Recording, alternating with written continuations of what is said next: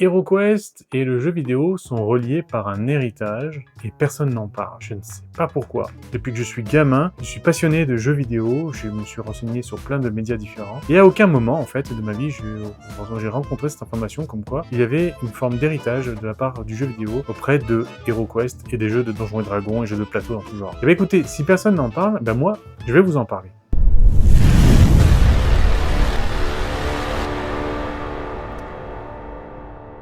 Depuis que je suis gamin, c'est-à-dire depuis que je suis à la maternelle, je joue aux jeux vidéo. À l'époque, c'était sur l'Atari. Il y a eu après la Mega Drive, la PlayStation 1, la PlayStation 2, la Xbox 360, la Xbox One, la PS4 et la Xbox Series. Donc oui, j'ai pas mal bourlingué sur les jeux vidéo, c'est une très grande passion. Le jeu vidéo a accompagné ma vie dans une passion dévorante. Et quand j'étais petit, non seulement j'adorais jouer aux jeux vidéo, mais en plus j'adorais me renseigner sur tout ce qui touchait de près comme de loin aux jeux vidéo. Et à travers des magazines comme Console Plus, Joypad, PlayStation Magazine, Xbox Magazine, la Bible des secrets, enfin la liste est longue. À travers également par la suite quelques médias télévisés comme Game One, qui était pas facile d'accès à l'époque, puisqu'il fallait le câble, le TPS ou je sais plus quoi. À travers Internet, qui est apparu avec des sites dédiés justement aux jeux vidéo, et puis par la suite à travers YouTube, qui a mis en place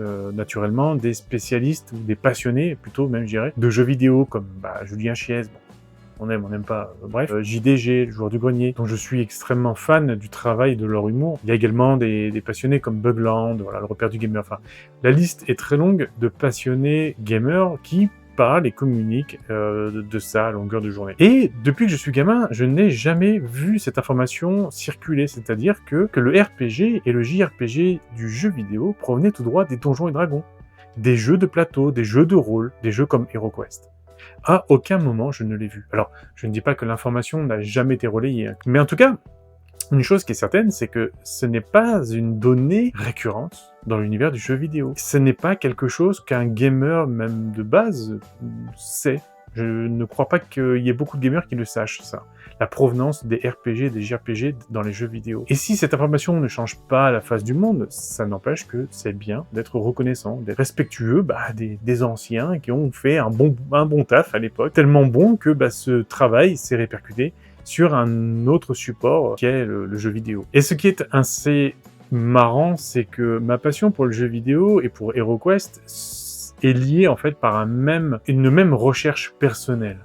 Alors peut-être que vous aussi ça va vous parler, peut-être que vous allez comprendre ce que je vais dire, mais quand j'étais gamin, que j'ai découvert HeroQuest, je ne savais même pas lire, j'étais en admiration devant les images, la boîte du jeu, les cartes, le nain, le barbare et tout.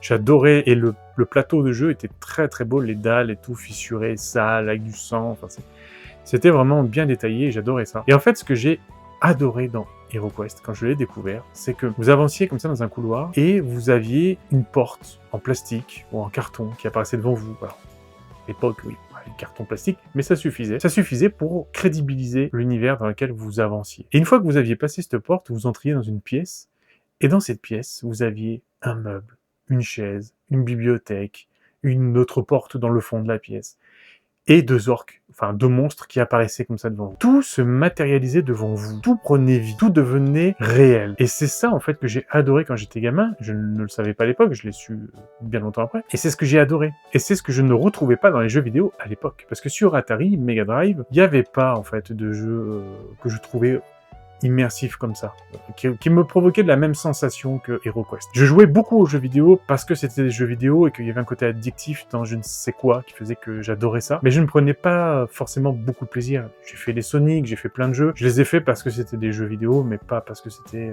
par plaisir. C'est assez paradoxal à dire, mais c'est vrai. Hormis peut-être éventuellement Flashback qui, lui, effectivement, m'avait créé un peu ce même sentiment qu'HeroQuest, c'est-à-dire que vous plongez dans une histoire, dans un univers, dans une ambiance, dans une aventure. Voilà, c'était quelque chose qui vous captait, qui vous immergeait dans leur créativité, dans leur invention, dans leur histoire. Mais c'est vrai qu'avant ça, il y avait très peu de jeux. C'est surtout avec l'arrivée de la PlayStation 1 que j'ai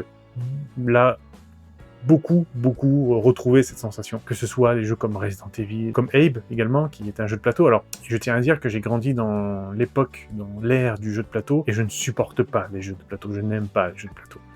Et pourtant, oui, j'ai fait Flashback parce que Flashback était excellent, et j'ai fait Abe parce que Abe était excellent. Il y avait de l'humour, un univers, voilà, il y avait du visuel, il y avait du sonore, il y avait tout. Et c'est ça, en fait, que j'adorais, c'était plonger vraiment dans un univers. La PlayStation 1 regorgeait de jeux propices à vous plonger comme ça dans leur monde, même si les graphismes de l'époque n'étaient pas top. Et vous savez, en fait, quand j'y pense, le tout premier RPG à laquelle j'ai pu assister en tant que gamer, système de jeu, hein, je le répète, qui provient tout droit des Donjons et Dragons, des jeux de plateau, des jeux de rôle, c'était, alors peut-être que ceux qui ont mon âge au moins, ou peut-être les mêmes plus anciens, connaîtront ce jeu, ou au moins l'auront entendu au moins une fois dans leur vie, c'est Donjon Master. Et Donjon Master, c'est un jeu qui mélangeait un peu un côté mist, c'est-à-dire plan par plan, et en même temps un petit côté Doom. C'est-à-dire, il y avait un côté FPS où vous avanciez comme ça dans des donjons. Et en fait, la particularité du jeu, c'est que quand vous commenciez le jeu, vous étiez face à plusieurs personnages disponibles. Donc, il y avait des magiciens, des chevaliers, des guerriers, des barbares, enfin, des elfes, des choses comme ça. Vous deviez choisir 4 personnages, et après, tout au long de l'aventure, vous deviez les équiper, faire attention à leur faim, à leur soif, à leur fatigue. Vous pouviez les réanimer, vous deviez les équiper avec des armes de différentes valeurs et tout ça. Et vous étiez confronté à des momies, à des... je sais plus s'il y avait des zombies dedans, je crois pas. Il y avait des squelettes, il y avait des monstres qui ressemblent à rien. Enfin, c'était voilà, mais c'était le tout premier RPG. Avec le recul, je me suis rendu compte que c'était le tout premier RPG et que déjà à cette époque-là, c'était un univers qui finalement ne faisait que donner vie virtuellement à un donjon et dragon. Donc oui, c'est une information qui existe depuis toujours, mais qui n'a pas été vraiment popularisée dans la sphère en fait du jeu vidéo. Et je tenais tout simplement à mettre un point d'honneur sur ça. J'estime que c'est normal d'être reconnaissant des origines en fait, tout simplement, de certains aspects du jeu vidéo.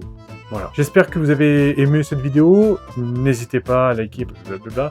Ça ne vous coûte rien, c'est gratuit pour vous, c'est tellement payant pour moi, ça me fait plaisir. Bah n'hésitez pas, hein, parce que c'est vrai que dans mon entourage, j'ai pas grand monde avec qui parler d'HeroQuest ou de jeux vidéo même. Je me sens assez seul, souvent je saoule les gens avec ça. Ils sont un peu trop souvent oui, ça a l'air bien, oui. mais en fait, je suis assez seul, et donc c'est pour ça, n'hésitez pas à communiquer par commentaire ou par message privé avec moi, parler de jeux vidéo. N'hésitez pas à aller voir évidemment toutes les vidéos que j'ai mis à disposition, les outils que j'ai mis à disposition pour embellir votre partie HeroQuest, que c'est le but de ma chaîne. J'ai posté là dernièrement une vidéo, les valeurs, les explications. Donc comment équiper votre héros, les avantages que ça donne et tout ça. Donc n'hésitez pas à aller voir la vidéo. Et puis moi je vous dis à très bientôt pour une nouvelle vidéo, de nouvelles informations. Bon jeu à vous, quel que soit le jeu à laquelle vous jouez. Salut, ciao ciao.